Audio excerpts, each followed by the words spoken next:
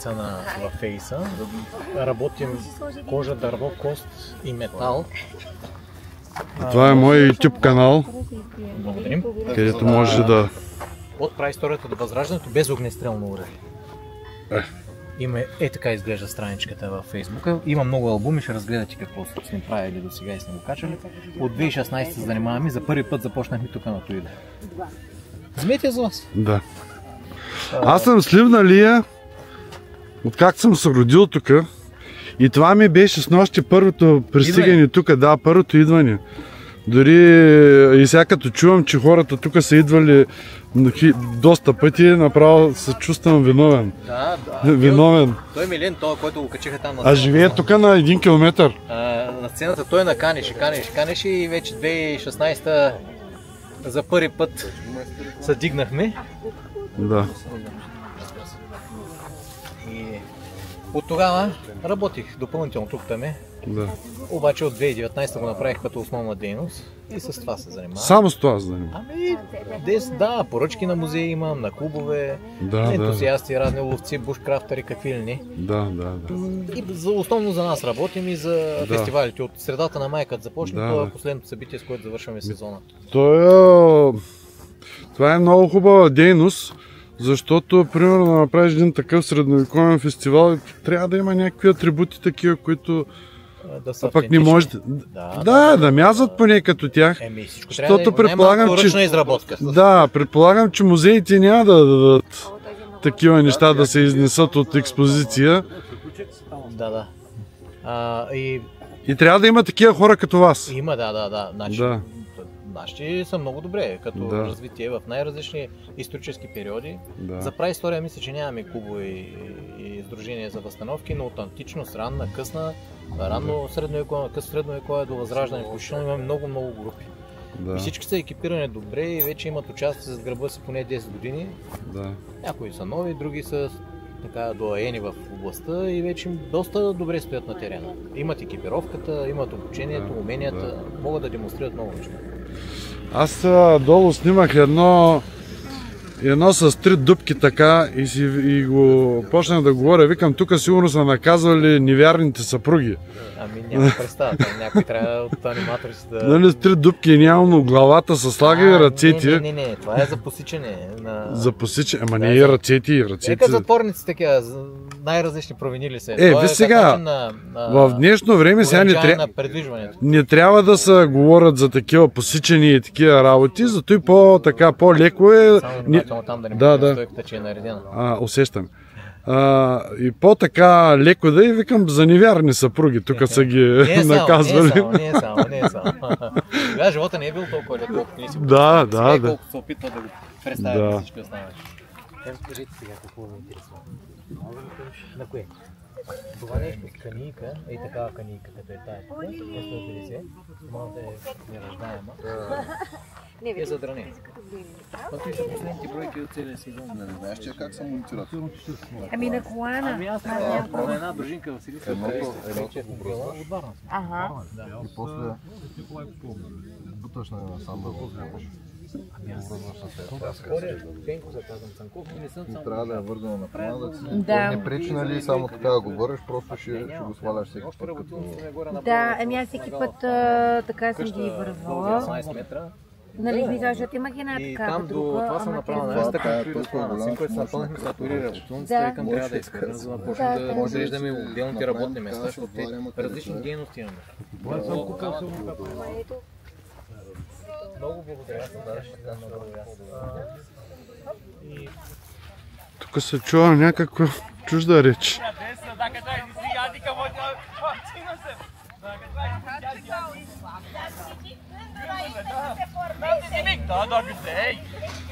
е романско нещо изглежда.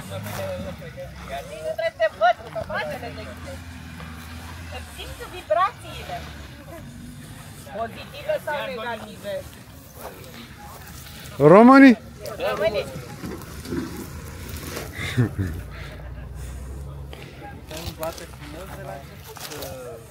Șandor, îți dai și tu tăra frumos jos de la gătuț, așa frumos că total peste când au început să vină unii să facă poze? Și tu ești în costum deja, de aia zic. Mulțumesc, apreciez. Așa, Adrian. Nu Adrian minunea nostru, Adrian celălalt. Adrian, nu m-am convins încă. Spre minunea lor, nu Adrian minunea noastră. Deci, Adi, spre deosebire de festivalul de la Tătari, care a fost o petrecere pastorală, aici este festival medieval. Asta înseamnă că nu există nimic din categoria plastic sau marfă de secol 21 la vedere. Absolut tot se acoperă. Avem foarte multe cârpițe care pot fi folosite în acest sens. Nu există sticle de plastic în tabără, nu există nimic. Avem căni să vă puneți ce vreți voi. Sunt foarte nații la treaba asta, recunosc. Hello! The Romans are here! How are you? Yes, of course.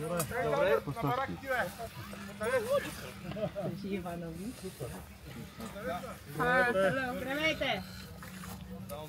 E băiatul cu creme. Da, pe el îl vânesc.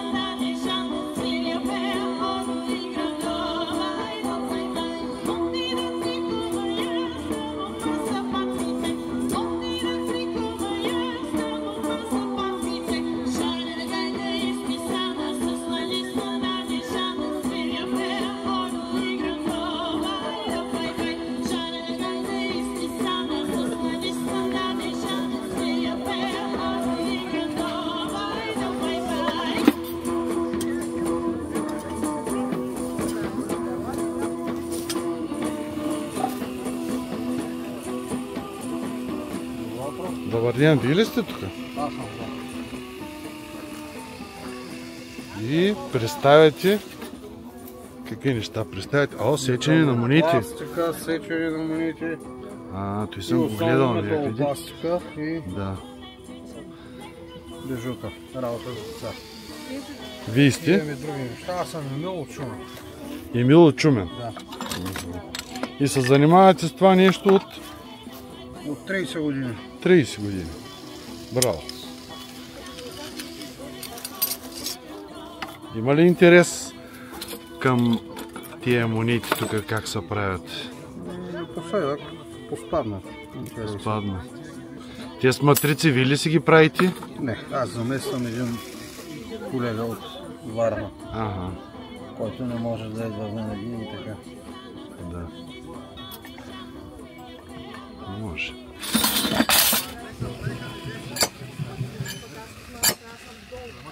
Аз правя ето такива неща, ето това е правилно тук. Да.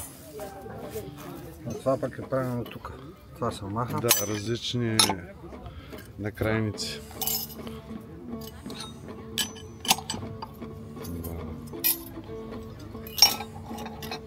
И други неща. Правите евентуално клиента, ако поиска, или... Правя ги тук на место. Да, и той се чака и... Не се чака, той ме се спира през цялото време. Ето е заготовката. Да. Който мед? Това е месинг. Месинг, да. Медта е червена. Да. А това са заготовки. Това са заготовки за ето такава гребна. Да. Това се нагрява до червено и се осупва. Къде го нагрявате? С оксижена. Оксижен. Нагрява се до червено, да може да се осупи. Да.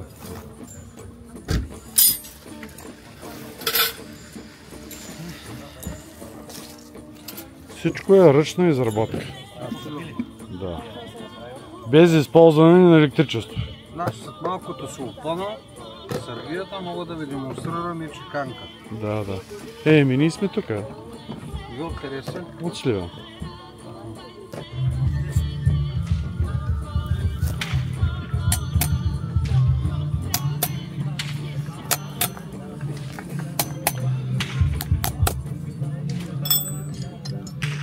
Правя отвора, както казах. Няма ток. На полеви условия.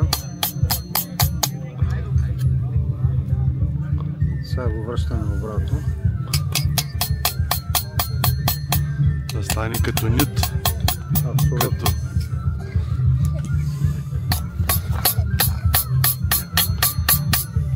И тия неща си ги научил от някой или просто си ги открил?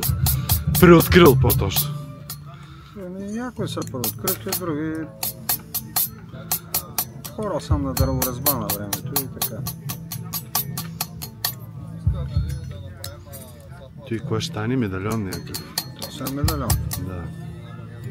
Розетата отпуска моя интерпретация, ръчно правене, тук на това чукам.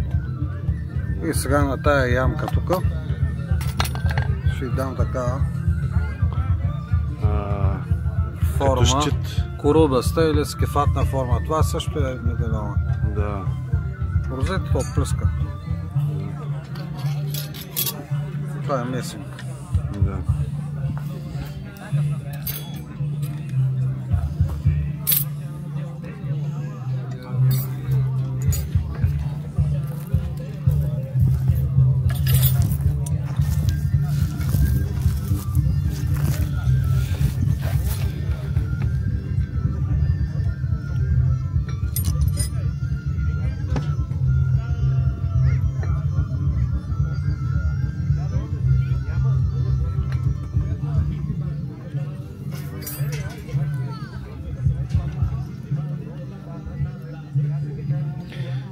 Много дебела тел, полкичка за... Да.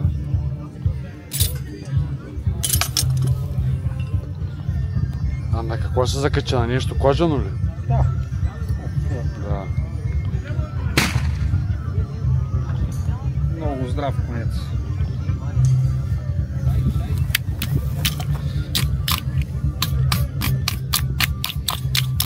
Това са ямки с най-различен диаметър. Има една много голяма.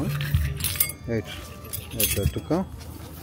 На тази голяма ямка съм правил то къде, че не го виждам, ето това.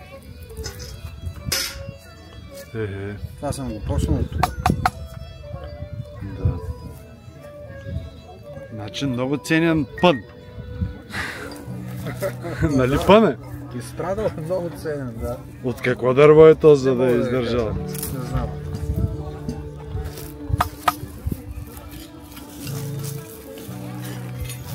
Значи, ако го загубиш, пълната ти работа е заминала. Имам други. Този също. Но в момента съчем монети на него, иначе и той има такива ямки. Да. Ето ги. Да, те са по-изразени за по-дълбоки. Да.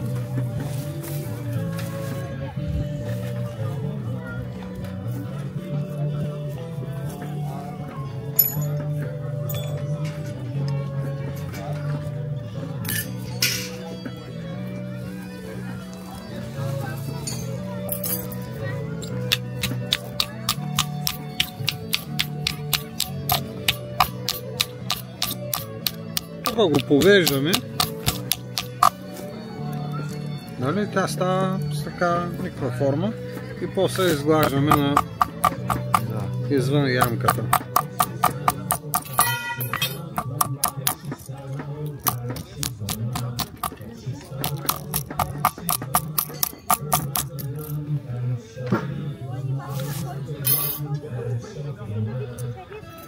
Всичко се получава уникално. Ето, примерно, в тая ямка, виж как звучи като е плоска и как звучи така, става по-въбрил. Съвсем различно. Иначе, ето е в този вариант.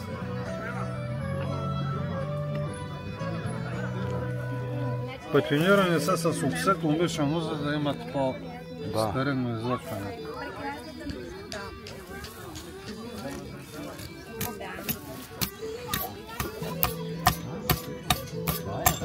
Тук пак и предаваме леко 3D. скифатна форма, му викам аз, корубаста така. Здравейте. Как се? Добре. Чест да не се цанят за чараци нещо. Кой? Аз е добре дошъл, който иска. Или е дошъл да краде занаят. Защото той занаят не се учи да се краде. Да. Който иска, мога да му обясня всичко. Ако и кадърен ще възприеме и ще надгради. Абсолютно. Но понеже съм я правил за фехтовка на земя пеша, за спортна фехтовка, я скъсих за удобство. Трябва да е дълга, защото е направена да се работи от кон с нея и трябва по-голяма дължина, защото коня заема място. Маджарският тип, който се използва в България, изглежда по подобен начин. Гардовете са малко по-малки, като цяло това е... Сабята се е запазила в този си вид до съвремието почти, до кавалерийските саби. Има по-извити, по-изправени. Ятаган няма. Ятаган нямаме, те се появяват към 15 век, а пък аз стигам до 13. Да. И това е кистен. Моля? Кистен се нарича. Разбира се, то е характерно оръжие за повечето степни народи, включително и за тук в България. Кистен? Да. В Западна Европа му казват флейл. Само че тяхното вместо каишка, кожена, го рисуват с верига. Нямаме запазен истински такъв. Идеята на това оръжие е, че първо не ми взема много място, като го нося. Ако взема... А вас може ли да ви снима? Може, разбира, само да си наместя сутиена.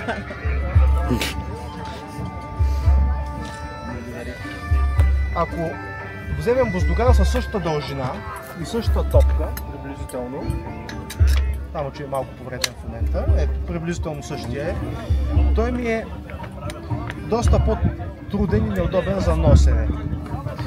Каква е разликата? Разликата е, че когато ударя с този буздоган, той спира и трябва да си върна ръката и всичката вибрация идва обратно и в ръката ми. Предимството е, че мога с него да се предпазя от удар. С това нещо не мога да се предпазя от удар, нали?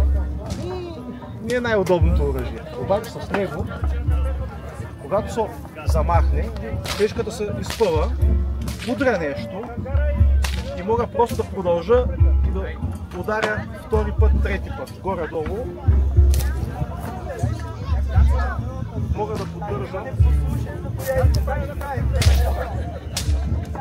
да ударя, да не спирам движението. Разбира се, проблема с това оръжие е, че ми трябва първо много място, второ може да се заплете, трето до момента, в който движа топчето, знам къде се намира. В момента, в който ударя нещо, не знам на къде ще отскочи. А топчето твърдо ли? Топчето е стомана. Правени са и от бронз, и от кост.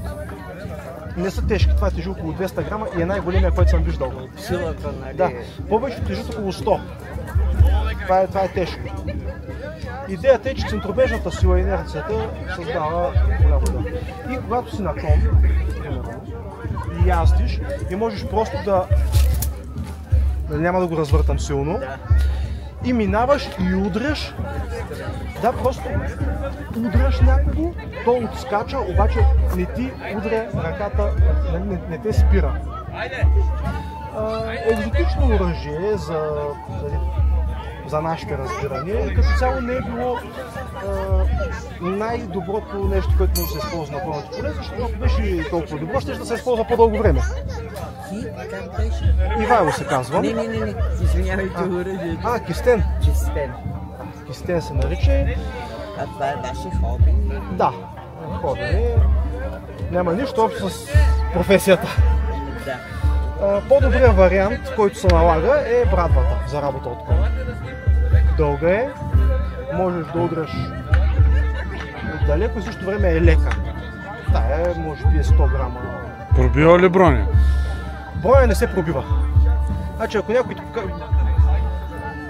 Има оръжия, които могат да пробиват определена броня, но това филмовото пробиване на броня може да го направиш с филмова броня. Тая броня е направена от милиметър и половина стомаяни пластини. Тествал съм буздогани, копия, остри мечове, брадви, общото. Стрелите направо се отскачат от нея, дори бронебойните стрели. Разни аргументи, че можеш да срежеш клишките. Да, можеш да срежеш клишките, всяка ламела е вързана на 4 места. Значи, за да се махне една ламела от мястото, някой трябва да изреже следните 20. Ако аз ще стоя някой да ме реже, най-вероятно имам по-голям проблем от това, с което ме бият. Под тая броня обаче са носи... тая броня! Всичко е броня. Което допълнително спира всякакви режещи оръжия. Това може да бъде пробито от стрела и копие. Тествано е, пробиват се, има специално направени стрели, които могат да дупчат тия брони. Но идеята за да се пробие тая броня е, че трябва да е нещо, което да може да влезе и да разреже халката. Халката само от разтягане не са къса. Тя е занитена не случайно. Трябва да е нещо, което може да я прореже. Значи трябва да има достатъчна сила, за да разреже телта, от която е направена. И сега тая сплетка е правена 12 век. Ами такива брони са ползват от античността, може би от 4-5 преди новата ера. Ще направя мяза на машинно сеяно. Аз съм мога да бъда. Сеяна машина го и приела. Ами те се правят една по една халките, една по една се нитят и после се сглобяват. Те няма как да изглеждат различни, защото те се правят на кълъп. И под тая броня всичката се носи това нещо. Което е плътняната броня. Дори нещо да пробие през тая броня, се спира това. Затова като казвам, няма броня... Това намаля силата и той вече, ако случайно нещо... И ако носиш това отгоре, единственото място, където могат да пробият е около врата, обаче ти носиш нещо и на главата. Така че оръжие, което може да пробие една броня, ще спре в следващата. За да събориш човека, ти трябва кинетично оръжие. Тежко брониран човек се спира само с тъп удар. Буздогани, тежки брадви, пики от коне, защото да те блъсне човек с кон, който е събрал цялото усилие в върха на копието, ще щупи копието и всички ти ребра отвътре. Дали си автомобилна катастрофа, както и да го погледнеш. Така че можеш да пребориш човек с броня, прави са, но идеята на бронята е да държи човека жив вътре. Просто трябва да намериш нещо, с което да му нанесеш поражение на вътрешните органи. Затова буздогани, тежки брадви, арбалетите, които се появяват в късното средновековие, които имат специални върхове като корони, които буквално като юмрук удрят в човека с бронята, за да го да нанесат поражения вътре. Но пробиване на бронята, дори с специализирани оръжия, които да пробиват броня, е много трудно. Има бойни чукове, които са правени за пробиване на брони, специални върхове на пики, които са правени за пробиване на брони, но те работят 50% от случаите. Предполагам, че всичко това е от житейски опит. В началото е било това, решавали са... Значи, както и сега, военното дело работи на принципа на оръжието напредва, бронята го догонва. Бронята изпреварва, оръжието го догонва. Тая броня се е появявала периодично в най-различни култури, най-различни части на света. Тази броня съществува от неолита. Значи хората не са познавали още металите и са правили такива брони от кост. Имаме намерени пластини. Много им прилича на китайското. Китайците, тази е от Константинопол, от двореца. Но китайците използват същата плетка или подобна. Концепцията за парченца твърд материал, навързани с някакво влакно, съществува от преди хората да познават метала. Дори с кожа съм чувал, че правят. Виждал съм няколко кожени, но никой не е намерил още надежден източник. Освен един, който споменава, че монголите са правили за конете си броня от залепени тънки слоеве кожа, който сега наричаме ламинар, от ламиниране. Но как са били конструирани, имаме само спорни изображения. Все още за кожените брони... Не са изтраили до сега? Не, кожата е много скъп материал. Дали... Сега сме свикнали кожа да се ползва за всичко, защото коли много животни. Но за една такава броня мен ми трябва 3 крави. 3 стари говеда. Откъде 3 животни за един? Добре, ще направим за един, а за всички останали. И защо да правим нещо от кожа, когато плътта, лена, съществува? Много по-ефтине, работи са много по-лесно и пази по-добре от кожата. 24 слоя плат. В това нещо... Ето. То дори гледах и ни предавания за... 24 слоя плат. За тая Международната космическа станция, тя е също така обвита с колко вида пластови, за да... Защото всеки следващ пласт спира.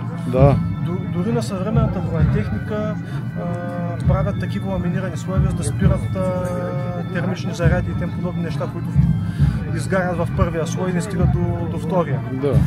И ето, че пак се връщаме на това догонване. Примерно гръцкия линоторакс, това, което са носили хоплитите, са прави от лен, накиснат в туткал. Значи имаме слоеве лен, залепени с лепило от кожа. На практика са правили текстолит. И той е линоторакс, той като трябва да мине през 8-10 слоя лен, примерно, които са залепени един от друг, станали като мукава. Седно да дупчиш вестник. Слоевете спират пробиването. Разбира се, с времето той се поврежда, но е сравнително ефтино да се направи нов. И дори да се повреди, може да се ремонтира. Има такива подавки, че на пробити линоторакси са занитвали парче бронзова ламарина върху пробитото място. На коремите си, които са били най-уязвимото място, са слагали бронзови люспи, за да направят тая част по-твърда, където удар с копие може да достигне до слабо място. И ето го в последствие някой пак започва да слага някакви люспи върху бронята, за да защити меките части. Винаги, когато се появи даден тип защита, се намира оръжие, което да го пробие. Когато се намира оръжие, което да го пробие, се намира нов тип защита, която да противодейства на новото оръжие. Понякога се получава един кръговрат. Примерно в Микенска Гърция, Микенската рапира е направена да противодейства на тежките бронзови брони, които са носили. Защото те са били толкова защитени, че не са можели да достигнат до човека отдолу. И са направили дълъг тънък шиш, с който да можеш да се мъчиш да бъркаш някъде под дупките. Или чук, с който да го удариш и да го събориш. Обаче този стил на защита отпада. Тежък, скъп за производство, появява се линоторакса. И тия рапири отпадат. Защо да се доближаваш до него, като можеш да го ръгаш отдалеко с копието, то вече е достатъчно работещо. И така, кръговратно са се променили много, но копието си е останало. Копието, лъка и прашката си остават. Прашката също е интересно оръжие, което ние много подценяваме, но с прашка можеш да нанесеш ужасяващи поражения на човек от огромно разстояние. Наскоро гледах един австралиец, който мяташе кокосови орехи на около 20 метра, разбивайки ги в стена. Кокосов орех, той е голям. Да, каза също мога да го направя и с малкото уловно топче. Значи те хвърлят около 100 грамово уловно топче. Представяш 100 грама улово как лети с примерно 140-200 км в час. Да. И не го виждаш дори откъде пада. Да. Римляните с прашки са мятали пломбата. Ей такъв шиш, с парче улово сложено на него, мята го нагоре и то пада от небето. Да. И даже не виждаш откъде пада, защото е шиш. Балистична ракета. Да. И това супер ефективно оръжие в един момент изчезва. Защото някой прави достатъчно надежна защита за глава и рамене, да. И това отпада. Лъковете, примерно при термопилите, персийските лъкове едва са можели да противодействат на линоторакса. Защото първо не са имали силата за пробивност, второ не са имали върхове, които да могат да пробият. Английските лъкове 1000 години по-късно преминават през тая броня от халки. Технологията се развива и нещо, което някога не е било ефективно, става ефективно. Не винаги има едно догонване на единия или на другия. Да. Затова е важно, когато се разглежда дадено оръжие или броня, да се гледат в контекста на периода, в който се използват. Да. А не с нещо, което се е използвало 200 години по-късно. 200 години след този шлем има огнестрелни оръжия. Да. И всичките тия неща стават безмислени. И сега виждаме пак немските спецполицаи носят такива брони под бронежилетките си. Което се оказа, че много хубаво пазили от ножове. Да. И в един момент се налага да върнем нещо, което уж не се използва вече. Да, защото е по-достъпен. Не е достъпен, правят ги от титан специално за тях. Не, ножа е по-достъпен и всеки може да си носи нож. С това най-много били наранявани, на ръкопашен бой, някой го бодне с ножа и някой се е сетил, може да използваме това, ето го използваме в кухнята. Аз в кухнята имам ръкавичи от халки, от нержавека, когато режа месо, да не си отрежа пръстите. Да. Гледал съм професионални, дето разрязват тези струповите, като банцик така. И с такива метални с халки ръкавици. Те пазят. Да. Бронята от халки пази страхотно от рязане. Да. И се използва. Затова не ми харесва този стереотип, който въведоха във филмите, че видиш ли бронята е поредица от дупки. Не, бронята работи, затова хората я носят. Да. Защото на всеки, който му каже, добре, айде да се видим с остро оръжие, аз с броня ти без, не е бил особено ентусиазиран. Те момчета се сбиха. Не можаха да поделят пиенето.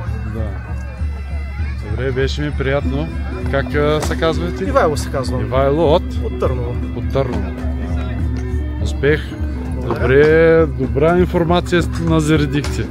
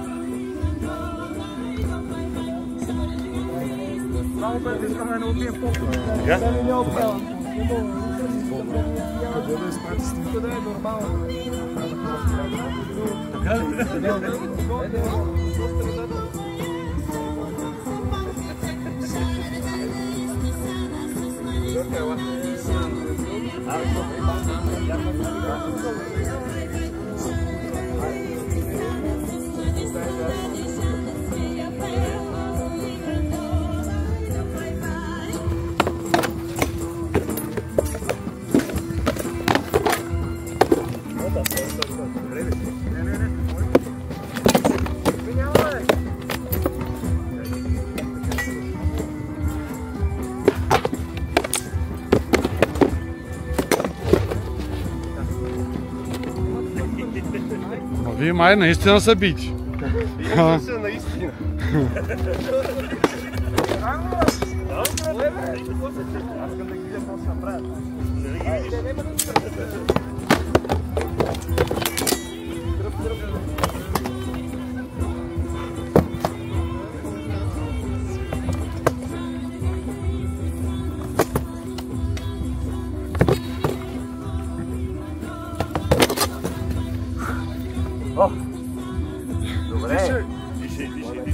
Тайм-аут. Давай. Стягам ли да ма? Не, мата. Щеше да е една идея по-хубава, ако не е равен терена, че нагоре и надолу е много такова.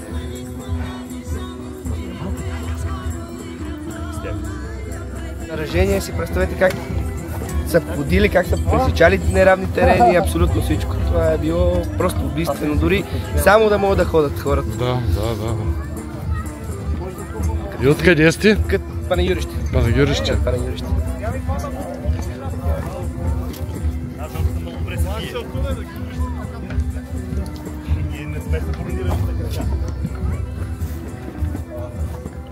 Да се бият тия малки, нали? Ние тук пенсионерите.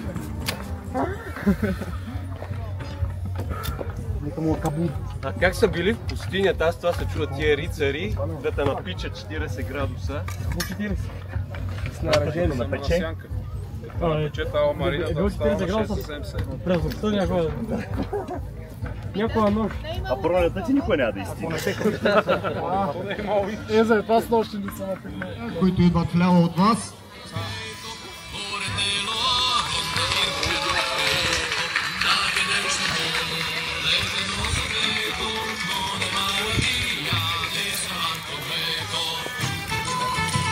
Римляните от Виа Претория, моля аплодирайте ги.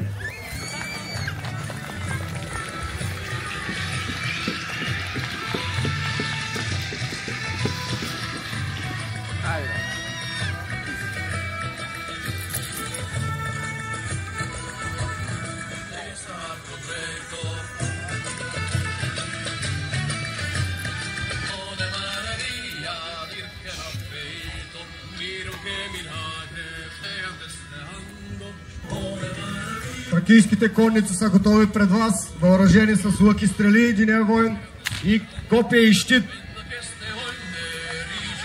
В един динамичен маниер те ще покажат как се е водила битката от коне, дистанционен бой, стрелба с лък, обстрелване на конниците и близката схватка с копия и щит.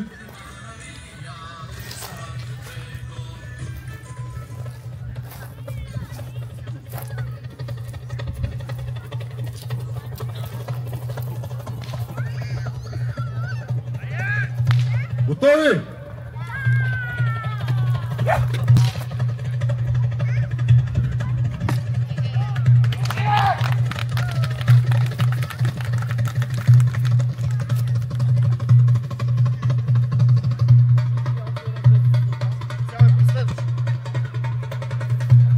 Стрелбата с лък от гърба на коня е едно древно изкуство, практикувано още в античността от всички антични народи и конни стрелци, което се е развило във времето, за да достигне своя апогей през средновековието.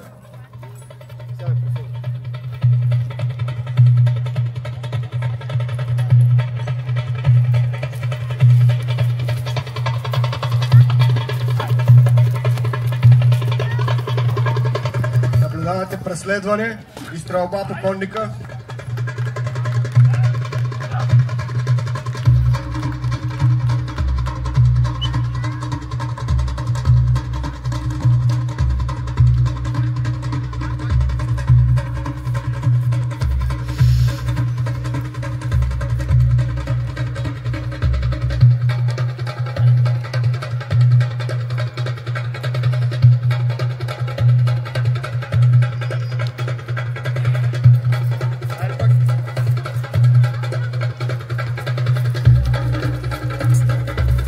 За насядането на коня без помощни средства като стремената се изисква умение и физическа сила от войните.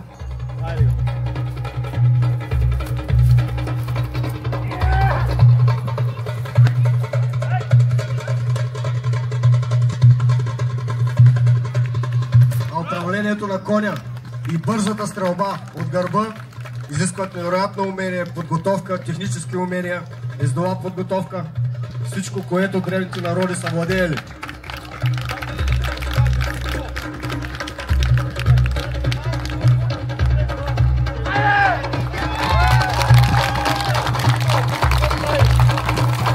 Много навременна забележка, моля аплодирайте военните конници.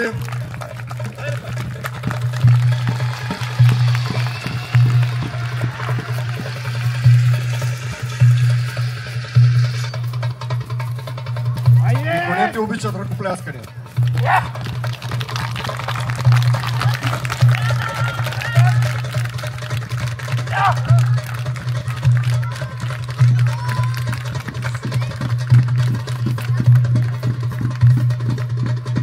Прекрасни коне. Всеки кон в античността, средновековието трябва да бъде обучен за боен кон. Бойните коне не са яздени в мирно време. Това са конете на войните. Те се използват само и единствено за обучение и по време на битка.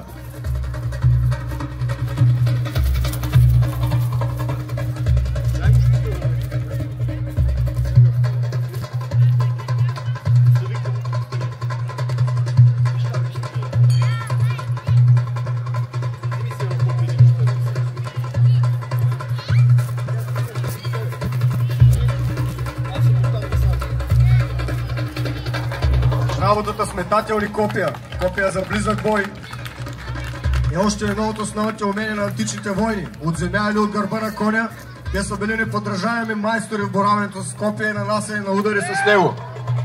От дистанция или от място. Движение и от гърба на коня.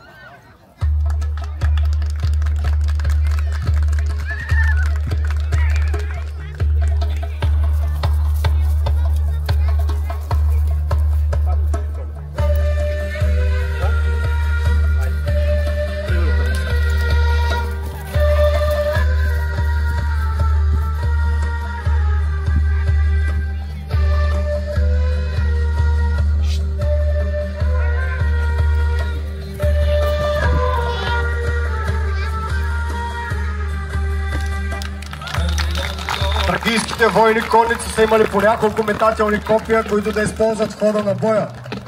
Леки къси копия на войните копехвъргачи.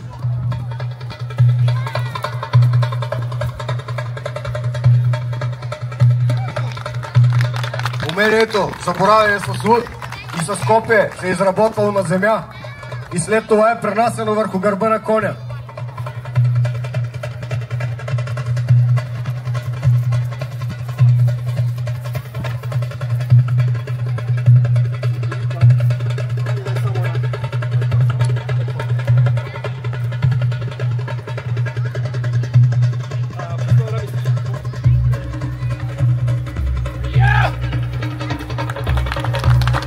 И разбира се, всяка битка завършва с близкия бой.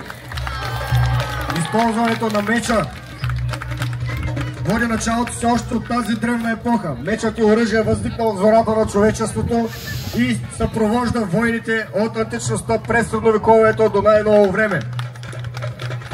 Виждате античния меч в ръцете на война и какви поражения той може да нанесе по противника.